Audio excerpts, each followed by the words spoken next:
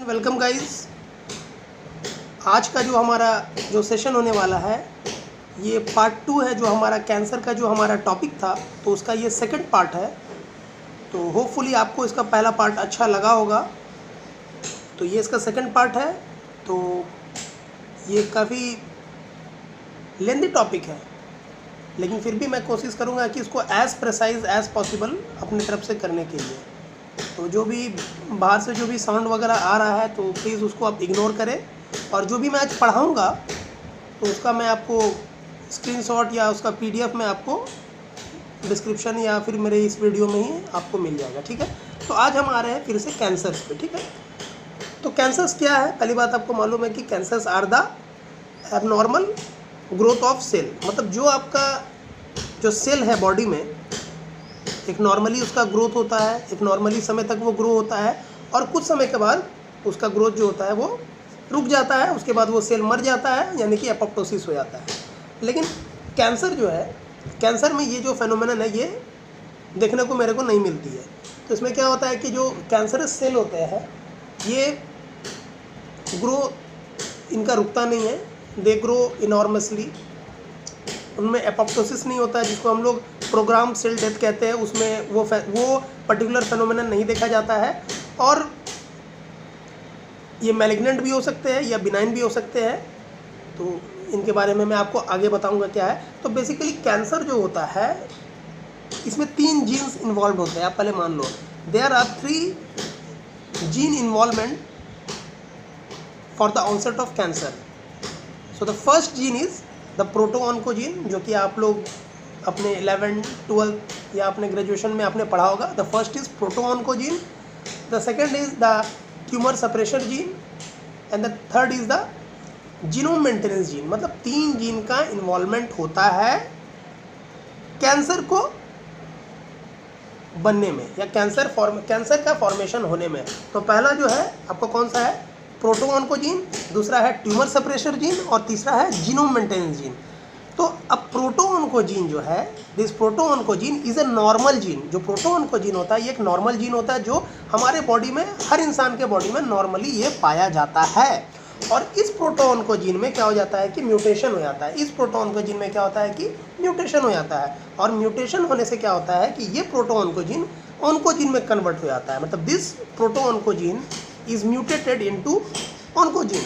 और ऑन्कोजीन में जब म्यूटेशन हो जाता है तो उसमें क्या होता है, उसमें एक्सेसिव उसमें एक्टिवेशन होता है, फिर उसका ग्रोथ प्रमोशन होता है और जाकर के ये कैंसर का फॉर्मेशन ये करता है। मतलब ये एक पर्टिकुलर जीन है। ऐसे ऐसे हमारे 3 जीन होते हैं। दूसरा जो है हमारा ट्यूमर सप्रेशर जीन और तीसरा है हमारा जीनोम मेंटेनेंस जीन।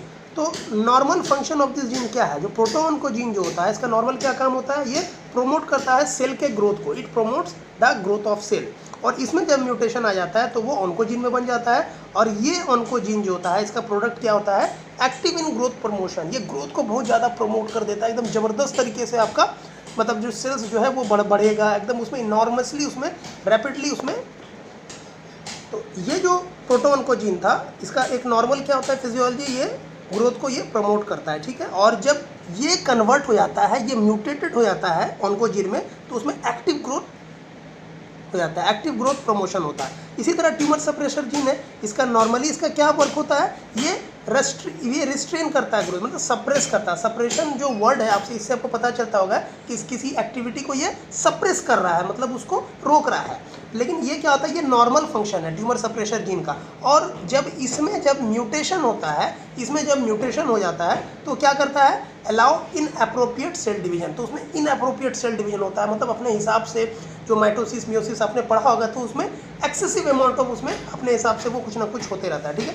तीसरा जो जीन है वो है जीनोम मेंटेनेंस जीन। तो जीनोम मेंटेनेंस आपको नाम से पता चलता है, मेंटेनेंस, किसी चीज़ को ये मेंटेन करता है। किसको मेंटेन करता है? जीनोम के इंटीग्रिटी को मेंटेन करता है, मेंटेनिंग द जीनोम इंटीग्रिटी। ठीक है। इसमें जब म्यूटेशन होता है तो देखिए ये इनका नॉर्मल काम है, ये पहले से आपके बॉडी में रहता है। इनमें म्यूटेशन होता है तो वो कैंसर का एक फॉर्मेशन का एक सबब है। तो अगर जीनोम मेंटेनेंस जीन में अगर म्यूटेशन होता है तो क्या होता है? डिग्रेनुलेशन ऑफ सेल ग्रोथ। मतलब जो सेल का जो ग्रोथ होता है उसमें क्या होता है? ग्रेनुलेशन होता है। मतलब उसमें क्या हो, मतलब अब इसमें एमाइलॉइड का फॉर्मेशन आपने पढ़ा होगा कि प्रोटीन जब एक पर्टिकुलर प्रोटीन जब आकर के एक जगह में आकर के इकट्ठा हो जाता है तो उसको हम लोग क्या कहते हैं? एमाइलॉइड फॉर्मेशन कहते हैं। ठीक है। तो डिग्रेनुलेशन ऑफ सेल ग्रोथ होता है and proliferation leading to cancer. और उसमें क्या होता है कि प्रोलिफरेशन होता है। तो जो जीनोम मेंटेनेंस जीन है, तो इसमें क्या होता है कि इसमें अगर म्यूटेशन होता है तो इसमें डीरेगुलेशन ऑफ सेल ग्रोथ हो जाता है and proliferation leading to cancer. अब कैंसर फॉर्मिंग प्रोसेस जो होता है is called cancer forming process. The process of formation of cancer is known as carcinogenesis. The process of formation of cancer is known as carcinogenesis, and those substance which causes cancers are known as carcinogen. मतलब वैसे substance जो कि cancer को करने में सहायक है उनको कहते हैं हम लोग कार्सिनोजन। इसी तरह वैसे सब्सटेंस जो म्यूटेशन को करने में हेल्प करते हैं उसको हम लोग कहते हैं म्यूटाजेंस। तो ये सब चीज़ आप याद कर लो, काम आएगा कंपटीशन में भी और ऐसे जनरल नॉलेज में भी। तो cancer forming process is called oncogenesis, carcinogenesis, या इसको हम लोग ट्यूमरोजेनेसिस भी कहते हैं। मतलब कार्सिनोजेनेसिस भी होता है, ऑन्कोजेनेसिस भी होता है और इसको ट्यूमरोजेनेसिस भी कहते हैं। कैंसर कॉजिंग केमिकल्स को बताया था कि कार्सिनोजेंस कहते हैं। अब cancers can be of two type. Cancers can be of two type. One is known as the cancers can be of two type. तो बोल सकते हैं, इसको सटीक हम ये बोल सकते हैं कि tumour can be of two type. मतलब ट्यूमर दो टाइप का हो सकता है, पढ़ा होगा आपने। One is the benign tumour and one is the malignant tumour. एक है बिनाइन ट्यूमर, एक होता है मैलिग्नेंट ट्यूमर। बिनाइन ट्यूमर क्या है? अ tumour that is not capable of indefinite growth and does not invade the healthy surrounding tissue. मतलब वैसा tumour जो कि कैपेबल नहीं है एंड डेफिनेट ग्रोथ, मतलब वो एकदम बहुत ज़बरदस्त तरीके से उसका ग्रोथ नहीं हो रहा है। मतलब उसका ग्रोथ जो है एकदम पूरा फैला करके उसका ग्रोथ नहीं हो रहा है, और साथ ही साथ वो अपने अगल बगल के जो हेल्दी टिश्यूज़ हैं, अगल बगल का जो उनका जो हेल्दी टिश्यूज़ है, जो स्वस्थ जो कोशिकाएँ हैं, उसको वो ख़राब नहीं कर रही है। मतलब उसका जो न्यूट्रिएंट्स है, जो डिप्लीशन होता है, वो ये जो बिनाइन जो ट्यूमर होता है वो ऐसा नहीं करता है। वहीं उसके अपोजिट जो मैलिग्नेंट ट्यूमर होता है, यही एक्चुअली कैंसर होता है। This malignant tumour is the main cancer. So a tumour that continues to grow and become progressively invasive is malignant. मतलब अ ट्यूमर, एक वैसा tumour that continues to grow, जो grow उसका जो कंटिन्यूस ग्रोथ है वो मतलब ग्रो हो रहा है एंड बिकम्स प्रोग्रेसिवली इन्वेसिव, और आगे चल के वो खतरनाक बन जाता है। खतरनाक कैसे बन जाता है? जो उनके अगल बगल का जो सराउंडिंग टिश्यूज़ होता है उससे वो न्यूट्रिएंट्स को छीनता है, ऑक्सीजन को छीनता है, डिप्लीट करता है और लेकर के खुद उसको यूटिलाइज करता है। उसमें एंजियोजेनेसिस होता है, द फॉर्मेशन ऑफ, आप बोल सकते हो कि ब्लड वेसल्स होता है। ये कैंसर का प्रॉपर्टी है एंजियोजेनेसिस। मतलब वो ज़्यादा से ज़्यादा चाहेगा कि ब्लड वेसल्स उसको का फॉर्मेशन करे ताकि ऑक्सीजन और जो भी उसका न्यूट्रिएंट्स है, ब्लड है, वो ज़्यादा से ज़्यादा उसमें है ताकि ये ग्रोथ को प्रमोट करे। ये कैंसर का प्रॉपर्टीज़ होता है जो आगे मैं आपको खोल करके एकदम एक डिस्क्राइब करके मैं बताऊंगा, ठीक है। तो malignant tumour is actually the cancer. Now metastasis क्या है? Metastasis cells from primary tumour migrate to new sites where they form secondary tumors, a process called metastasis। मतलब कैंसर जो बढ़ रहा है, एक जगह से दूसरे जगह जो जा रहा है, अपना एरिया में जो वो फैल रहा है, अपने एरिया को वो फैला रहा है, इसी को कहते हैं हम लोग मेटास्टेसिस। मतलब सेल्स फ्रॉम प्राइमरी ट्यूमर, मतलब जहाँ पर मेरा ट्यूमर हुआ, जिस जगह पर मेरा ट्यूमर हुआ, अब वहाँ से वो बढ़ना चालू किया, होते वो लंबे एरिया को वो छेक लेता है, चाहे वो ब्लड के थ्रू हो, मतलब सिस्टमिक हो, या फिर वो किसी इम्यून सिस्टम, मतलब उस क्या है कि वो अपने एरिया को बढ़ा रहा है, और बढ़ाते क्या होगा कि वो सेकेंडरी ट्यूमर्स का वो प्रोडक्शन करेगा। मतलब प्राइमरी ट्यूमर जो है वो सेकेंडरी ट्यूमर का प्रोडक्शन करेगा, और होते कैंसर का क्या है कि एकदम फैल जाएगा। This process is known as metastasis. मतलब what is metastasis? Metastasis is the ability of a cancerous cell to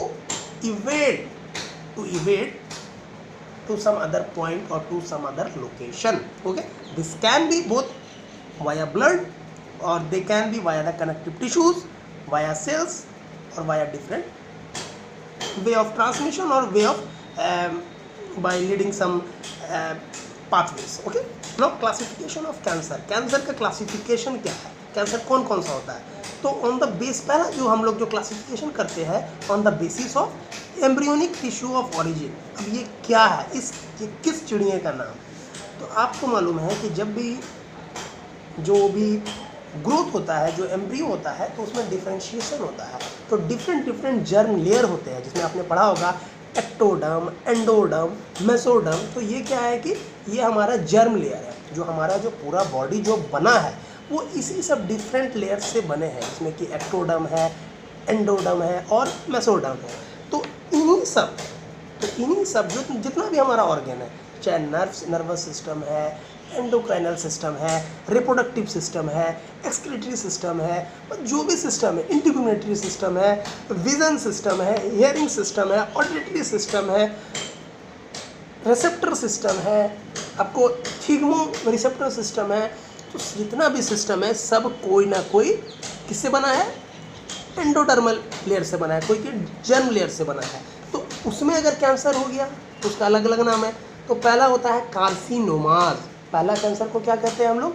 they are carcinomas. तो क्या होता है, ये कौन से कैंसर है? डिराइव फ्रॉम एंडोडर्म, मतलब वैसे कैंसर जो कि एंडोडर्मल लेयर पे हो उसको हम लोग कार्सिनोमास कहते हैं। जैसे कि गट एपिथेलियम, मतलब आहार नली में, आपके डाइजेस्टिव सिस्टम में हो जाए तो उसको हम लोग कहते हैं कि कार्सिनोमास है। ठीक है, ये क्या है? एंडोडर्मल ओरिजिन है, मतलब एंडोडर्म में हो रहा है तो इसका एंडोडर्मल ओरिजिन है। ठीक है, carcinomas are the most malignant tumour 95। ये याद रखना, ये आप पॉइंट नोट करो, कंपटीशन में पूछा जा सकता है कि सबसे ज़्यादा जो कैंसर जो होता है इंसान में, सबसे ज़्यादा कैंसर होता है, दैट इज द कार्सिनोमास, मतलब those cancers which are in your endodermal cells and this measures approx 90%। मतलब ये 90% जो कैंसर्स होता है उसमें से जो मुख्यतः होते हैं वो कार्सिनोमास होते हैं, यानी कि ये आपके एंडोडर्मल सेल्स में होते हैं। एंडोडर्मल जो आपके जो आप पता जर्म लेयर में होते हैं। ठीक है, दूसरा होता है वो होता है, इसमें आपको एग्जांपल दे सकते हैं, जैसे कि आप मान के चलो स्किन हो गया, दूसरा आपको हो गया न्यूरल एपिथेलिया हो गया। तो इनसे जैसे कि आपको सुना होगा कि आपने स्किन कैंसर हो गया, आपको न्यूरल कैंसर हो गया, तो ये सब चीज़ है। दूसरा जो कैंसर है वो उसको हम लोग कहते हैं सर्कोमास डेराइव फ्रॉम मेसोडर्म। ये जो मेसोडर्मल जर्म लेयर में जो होता है उसको हम लोग कहते हैं सर्कोमास। जैसे कि मसल्स का आपने सुना होगा, मस्कुलर कैंसर हो गया, सबसे कॉमन ब्लड कैंसर, जिसका आपने नाम सुना होगा ल्यूकीमिया, जिसको कहते हैं leukaemia blood cancer. Connective tissue का कैंसर हो गया, मतलब कनेक्टिव टिश्यू जो की है जिसका प्रीकर्सर है, जहाँ से वो बना है। जैसे blood is also a connective tissue, आपने पढ़ा होगा blood is a fluid connective tissue slightly alkaline in nature having the pH of 7.4। ये इसका डेफिनेशन है ब्लड का। तो ब्लड भी तो कहीं से बना है, उसका भी तो कोई प्रोजिनेटर है, तो वहाँ पर भी तो कैंसर हो सकता है। तो उसको भी हम लोग किस में डालते हैं? उसको हम लोग सर्कोमास में डालते हैं। Most tumours are solid masses. याद रखना, ज़्यादातर जो ट्यूमर होते हैं, जो गांठ होती है, ये सॉलिड मासेस होते हैं, सॉलिड होते हैं, सॉलिड। जैसे डॉक्टर के पास आप जाते हो ना कि भैया ब्रेस्ट में अगर मेरा ट्यूमर हो गया तो वो गांठ होता है, वो मांस का, आप बोल सकते हो कि मांस का गांठ होता है, वो मीट का या गोश्त का वो गांठ होता है, तो उसको डॉक्टर ऑपरेट सर्जिकली उसको निकाल देते हैं। ठीक है, तो बट याद रखना कि ज़्यादातर जो होते हैं कैंसर्स, वो जो ट्यूमर्स होते हैं वो सॉलिड होते हैं, लेकिन कुछ जो होते हैं वो इसमें पाए जाते हैं लिक्विड फॉर्म में, जैसे कि ल्यूकेमियाज। ठीक है, ल्यूकेमिया क्या, कहाँ से ल्यूकेमिया वर्ड कहाँ से आ रहा है? ये आ रहा है फ्रॉम द ल्यूकोसाइट्स। ल्यूकोसाइट्स कौन? द WBC को हम लोग क्या कहते हैं? व्हाइट ब्लड सेल्स, जिसको हम लोग ल्यूकोसाइट्स भी कहते हैं। तो वैसा कैंसर जो आपके व्हाइट ब्लड सेल्स को अफेक्ट करता है उसको क्या कहते हैं हम लोग? ल्यूकेमियाज। ठीक है, याद रखना। तो इसमें क्या होता है, ये एक तरह के सर्कोमाज है। जो ये ल्यूकेमिया है, आपको बताया था कि एक टाइप के सर्कोमाज है, जिसको कि हम लोग ब्लड कैंसर के नाम से अमूमन हम लोग जानते हैं कि उसको ब्लड कैंसर, उन्हें बोलते हैं कि उसको ब्लड कैंसर हो गया। तो एक्चुअली वो क्या है? Is a type of sarcoma. It is a type of sarcoma, मतलब 10% जो कैंसर्स आपके होते हैं वो क्या होते हैं? वो सर्कोमाज होते हैं, और 90% ऑफ कैंसर्स आर द कार्सिनोमाज, यानी कि वो एंडोडर्मल ओरिजिन है, और ये जो है ये मेसोडर्मल ओरिजिन है। ठीक है, अब देखो, तो ये ल्यूकेमियाज जो व्हाइट ब्लड सेल्स के कैंसर होते हैं, the massive proliferation of leukemic cells can cause a patient blood to appear milky।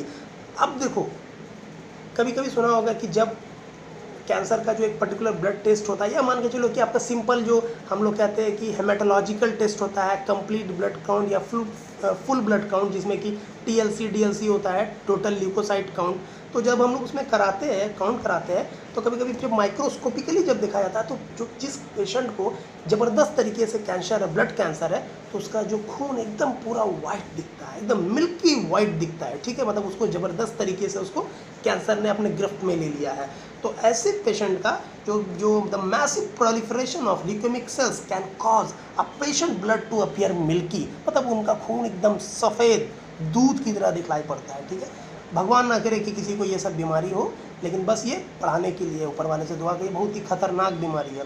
तीसरा जो होता है वो होता है लिम्फोमाज। लिम्फोमाज है टाइप ऑफ मैलिग्नेंट सर्कोमा, ये मतलब सर्कोमा के ही अंदर एक मैलिग्नेंट, ये भी एक कैंसर है, आर सॉलिड ट्यूमर्स, ठीक है, ये भी एक तरह के सॉलिड ट्यूमर्स, मतलब लिम्फोमा जो है वो सर्कोमास के अंदर आते हैं, ये भी एक सॉलिड ट्यूमर है, गांठ है, मतलब सॉलिड गांठ है, ठीक है।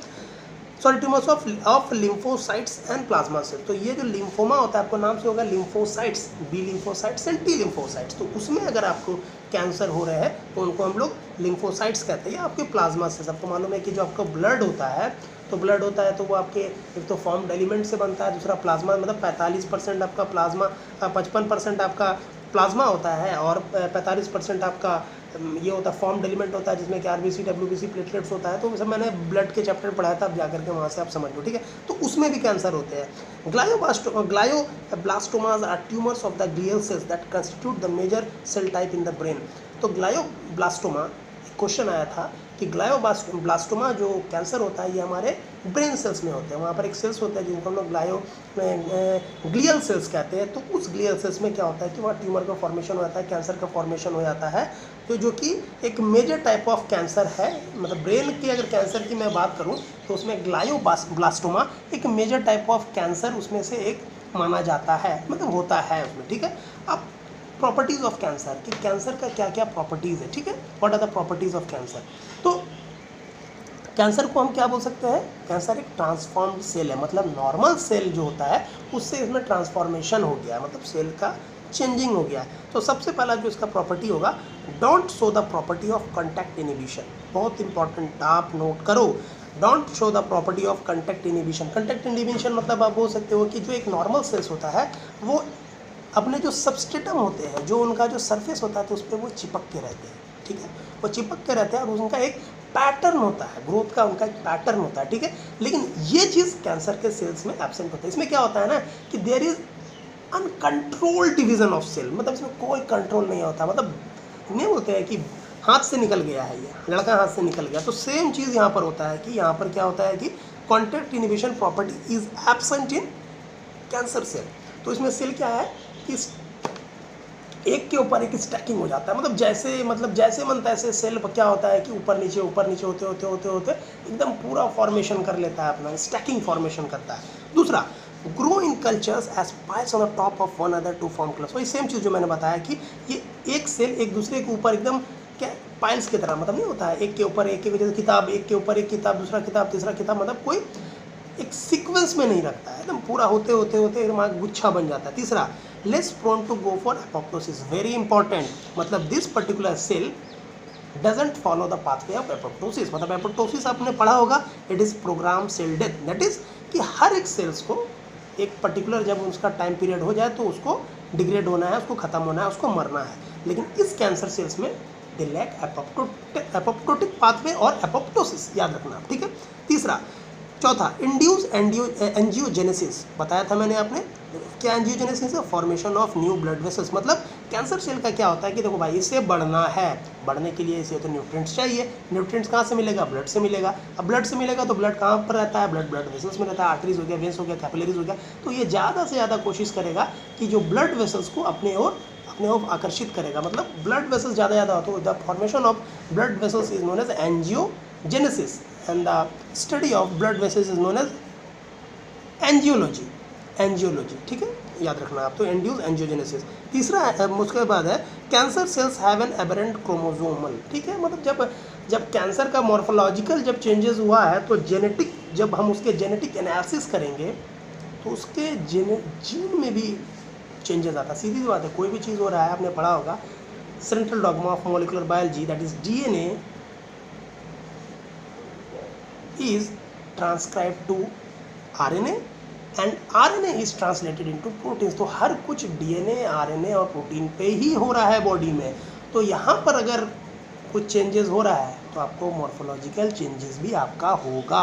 आप ये मानना क्या ये बाय ये मतलब ये है, इसमें कोई शक नहीं है, ठीक है। तो मॉर्फोलॉजिकल अगर फेनोटिपिक चेंजेस हो रहा है तो भैया जेनोटिपिक भी होगा। तो उसके अब जब हम क्रोमोसोम को देखेंगे तो उसमें एब्रेशन होगा, मतलब उसमें चेंजेस होगा, जो नॉर्मल जो क्रोमोसोम होते हैं उससे वो अलग होगा, ठीक है, जिसको हम लोग एनोप्लॉइडी कहते हैं, ठीक है। एनोप्लॉइडी इसके बारे में मैं अपने जेनेटिक्स वाले जब मैं लेक्चर लूँगा तो मैं उसमें एनोप्लॉइडी वगैरह के बारे में बताऊंगा। तीसरा, binds to laminin and fibronectin in connective tissue to secrete collagenase and proteases. Very important point याद रखना, ये जो लेमिनिन और फाइब्रोनेक्टिन जो आपका सबस्ट्रेटम है तो उस पर ये क्या करके वो बाइंड करके रखेंगे और दो टाइप का आपको क्या होगा, एंजाइम आपका सेक्रेट होगा, जो एक है कोलाजिनेसिस और दूसरा है प्रोटीएसेस। प्रोटीएसेस मतलब जो कि प्रोटीन को चॉप करेगा, कट करेगा, और कोलाजिनेसिस जो कि कोलाजन को, कोलाजन क्या है, collagen is the most abundant biomolecules found in the human body. याद करना, ठीक है। 12th में या 11th में आपने पढ़ा होगा बायोमोलिक्यूल्स के चैप्टर में, आप देख लेना, ऊपर लाइन में है लिखा हुआ, ठीक है। अब थोड़ा the effect of serum deprivation on the growth of normal and transformed cell. मतलब एक नॉर्मल सेल और एक कैंसरस सेल में जो सीरम होता है, सीरम आपको मालूम है, serology, the study of serum is serology and most of the test in the pathology laboratory is done by the serum. तो जब प्लाज्मा से हम कोगुलेशन फैक्टर जब हटा देते हैं, कोगुलेशन क्लॉटिंग फैक्टर जब हटा देते हैं तो जो मटेरियल बनता है उसको हम कहते हैं serum. It is a yellowish liquid viscous fluid, ठीक है। और ज़्यादातर जो पैथोलॉजी में जो आपका टेस्ट लगता है वो सीरम से लगता है, होल ब्लड से भी लगता है, जैसे कि आपको हेमाटोलॉजी टेस्ट CBC वगैरह, और आपको इधर भी हो गया जैसे कि आपको ब्लड शुगर वगैरह, लेकिन सीरम से भी बहुत सारा टेस्ट लगता है, बायोकेमिस्ट्री टेस्ट वगैरह लगता है, वो बाद में मैं बताऊँगा, ठीक है। तो जब देखा गया है कि जो नॉर्मल सेल्स और जो आपके कैंसरस सेल्स होते हैं तो दोनों में सीरम का डेप्रीवेशन होता है। कैसे? Normal cells grow in culture, normal sales को मैं अगर कल्चर पे ग्रो कराऊंगा किसी भी कल्चर्स पे तो उसका ग्रोथ होगा, डिपेंड्स ऑन ग्रोथ फैक्टर्स। तो उसमें वो कुछ ग्रोथ फैक्टर्स में डिपेंड करेगा, जैसे कि इसको हम लोग कहते हैं epidermal growth factor, epidermal EGF, epidermal growth factor, ठीक है। जैसे कि इंसुलिन हो गया, प्रेजेंट इन सीरम, जो कि सीरम में प्रेजेंट होता है, ठीक है। लेकिन वहीं अगर मैं कैंसर सेल्स को अगर ग्रोथ कराऊंगा इन कल्चर में तो क्या होगा, can proliferate in the absence of serum. लेकिन जो कैंसर सेल है अगर उसको सीरम नहीं भी मिलेगा फिर भी वो बढ़ेगा, उसमें ग्रोथ होगा, उसमें प्रोलिफरेशन होगा। लेकिन जो अगर नॉर्मल सेल्स होता है तो वो बिना सीरम के उसमें ग्रोथ नहीं देखा जाता है। लेकिन कैंसर्स में क्या होता है कि अगर वो एब्सेंट भी है, सीरम एब्सेंट भी है, तो उसमें ग्रोथ पाया जाएगा, इसमें यानी कि उसमें ग्रोथ होगा। कैंसर सेल्स आर इमॉर्टल, सीधी सी बात है कि cancer cells are immortal. Immortal तो नहीं बोलेगा, आपने पढ़ा होगा हेनरिटा लैक हेला सेल्स, आपने पढ़ा होगा, आप यूज़ भी करते हो बहुत सारे रिसर्च लैब में। हेला सेल्स, हेनरिटा लैक नाम की जो औरत थी तो उनसे ये सेल का आइसोलेशन हुआ था, आज भी उसमें सेल्स में हम लोग ग्रोथ कराते हैं, तो हेनरिटा लैक सेल्स है। तो कैंसर सेल्स आर इमॉर्टल, ये इमॉर्टल है, मतलब इसकी डेथ नहीं होती है टेक्निकली। कंटिन्यू टू डिवाइड, ये हमेशा डिवाइड इसमें होते रहते हैं indefinitely. Telomerase is found in cancer cells, जो टीलोमेरेज है वो कैंसर सेल्स में पाए जाते हैं। इसको आप नोट कर लो, एग्जाम में पूछा जा सकता है। एब्सेंस इन नॉर्मल सेल्स, लेकिन नॉर्मल सेल्स में टीलोमेरेज जो होते हैं वो एब्सेंट रहते हैं। थोड़ा सा आप प्रॉपर्टीज जान लो कैंसर सेल्स का, उसके बाद मैं अपने इस वीडियो को एंड करूँगा, ठीक है। प्रॉपर्टीज ऑफ कैंसर सेल्स, पहला इंड्यूस एंजियोजेनेसिस, मैंने बता दिया है। इनेबल रेप्लिकेटिव इमॉर्टिलिटी, मतलब ये इमॉर्टल है। एक्टिवेट इन्वेशन एंड मेटास्टेसिस, इन्वेशन होता है मतलब घुसते रहता है, एक के बगल अगल वाले सेल को बर्बाद कर देगा, उसका न्यूट्रिशन ले लेगा, और मेटास्टेसिस शो करेगा। मेटास्टेसिस आपको बता दिया कि the ability of cancer to proliferate, एक जगह से दूसरे का फैल रहा है, मतलब इसको उसको सबको, मतलब एक मछली 10 मछली को बर्बाद कर दी, सेम यही काम करता है बाय कैंसर, ठीक है। रेसिस्ट सेल डेथ, जो सेल मतलब एपोप्टोसिस नहीं हो रहा है तो उसको ग्रोथ, मतलब जो सेल डेथ होता है, जो मृत्यु हो रही है तो मृत्यु को ये रुकता है, मतलब मौत नहीं हो रही है भाई, मौत पे विजय पा गया, पराजय कर दिया इसने मौत को, ठीक है। सस्टेन प्रोलिफरेटिव सिग्नलिंग, जो सिग्नलिंग होता है, जो सेल सिग्नलिंग होता है तो उसको भी ये ओवर पास कर जाता है। जैसे कि आपने पढ़ा होगा GPCR सिग्नलिंग, उसके बाद आपको रिसेप्टर, टायरोसिन काइनेस सिग्नलिंग, मैं सेल सिग्नलिंग में इसके बारे में मैं अच्छे से आपको बताऊंगा। इवेट ग्रोथ सप्रेशंस, और जो ग्रोथ का जो सप्रेशन होता है उसको भी ये तहस नहस कर देता है। ठीक है, तो ये मेरा एक इम्पॉर्टेंट, बहुत ही इम्पॉर्टेंट वीडियो था कैंसर पे, जो सेकंड पार्ट था। तो I hope you like this video, and if you like this video, subscribe to my channel, hit the bell icon to get the latest notification, share this video with your friend and comment. Okay, thank you.